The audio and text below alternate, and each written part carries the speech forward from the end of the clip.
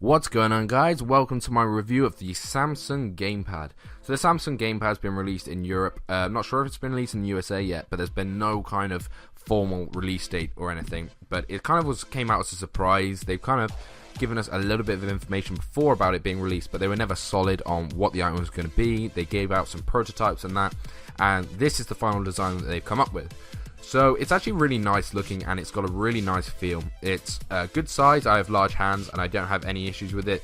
The slight issue with the layout of the buttons is that the buttons follow the angle that the analog sticks and D-pad have, and that just feels kind of unnatural because you expect A to be, right down at the bottom where like down D-pad would be.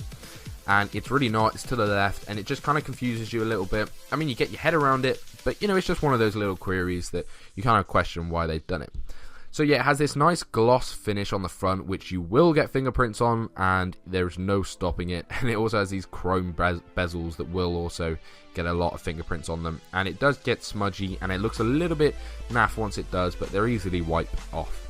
Around it, it has kind of this brushed aluminium nook almost, but it's still plastic, but it looks like it could be metal almost. It's really nice feel. It all feels really built to a high standard and a good quality.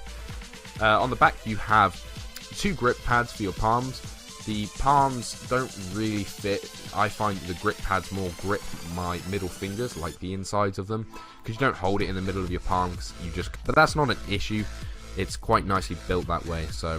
And then as for the buttons, you have two analog sticks, 4 face buttons, a D-pad, a play button on the front, start and select, and 2 triggers left and right, obviously. And all the buttons work really well. The analog sticks are a bit stiff, but obviously with a bit of use they will go down. They're more slidey analog sticks, so kind of think of the 3DS when you're comparing them, and don't think of them as like an Xbox or PS4 analog stick, because they don't have the kind of sticking outness, and you don't move them like a dome. You slide these around as you would 3DS. The D-pad's nice, clicky, a little bit mushy. You can kind of hit 2 at once, so it's kind of a shame that they didn't give it a proper D-pad, but it's not bad because it's not bad for what it is.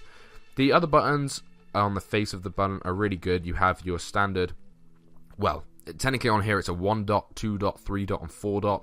But that's the equivalent of your A, B, X, and Y, or X, square, circle, and triangle on your PlayStation.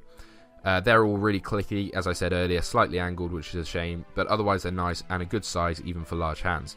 So on the front here you have a play button, which takes you to the Play Store that Samsung have for this device, because obviously there's a specific amount of games that are available for this and only compatible with this at the moment.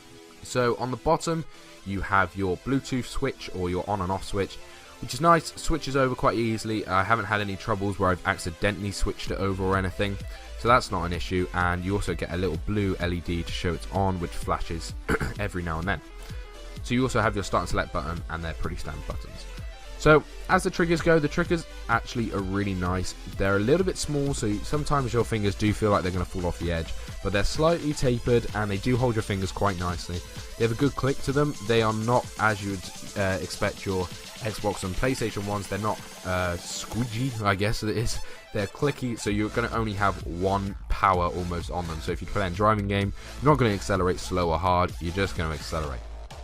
So now we come to the actual clip itself. So the clip itself comes out a good size, and it suits all new Samsung Galaxy devices.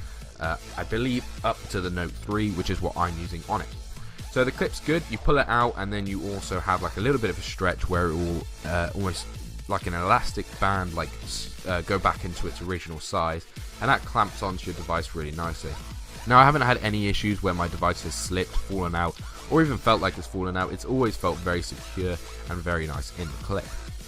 One issue I do have with the device and the clip is it's very top heavy.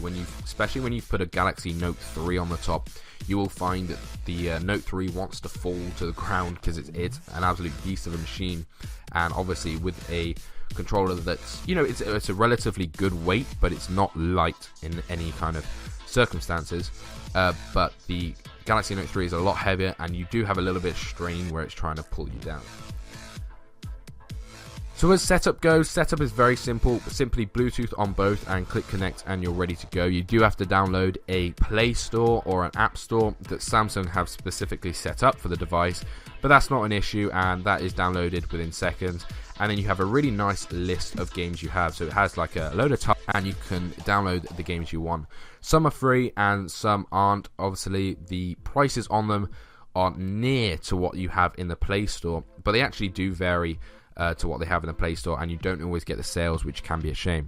Now, I also had to end up buying games again, so I already bought Modern Combat for my Android device, and I had to end up buying it again on this App Store, and it would not download. So whether it's taken my money, I'm not 100% sure yet, but I'm having issues downloading bigger games onto the device.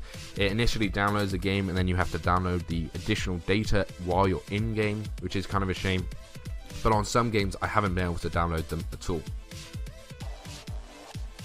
So as far as gaming goes, it actually plays really well. There's not much delay between the game controller and your phone. The analog sticks work nicely when you're playing games like Dungeon Hunter and racing games. Games like Sonic don't really make much use of the gamepad. I mean, I know obviously it does, but it's not really worth it, especially for the price point of the gamepad. I think other games that require two analog sticks or require kind of that haptic kind of, you know, feel to it, so racing games, shooting games, dual stick games, like Gun Bros, for example. That's a really good game. It's not on here, but that would be perfect for it. But at the moment, the games on there are good. You do have a slight delay in the time that it takes on some games. I found on racing games in particular, I've had a slight second delay from the analog stick to the screen, but that's only when the actual device is a little bit further away from the Bluetooth. So one of the best features I found actually about this is that you can connect your Samsung device up to your big screen and use this as a game controller, and the screen obviously doesn't have to be attached to the clip. This is really good because you really get more of a proper home console feel to it, and the games play really well on the screen and with hardly any extra delay. You don't notice it and you won't have any of the issues, and you'll actually probably think it's way better because obviously the touchscreen controls are so hard to do initially. One issue regarding the touchscreen controls is that not on all games, you can't remove them from the screen. So it will still say you're touching the screen, or still show that you're pressing left or right on the D-pad, when really you're doing it on the analog sticks or on your actual game controller, which is a real shame because I think you should be able to clear the HUD completely so there's no extra clutter on your game and you get like a full screen experience.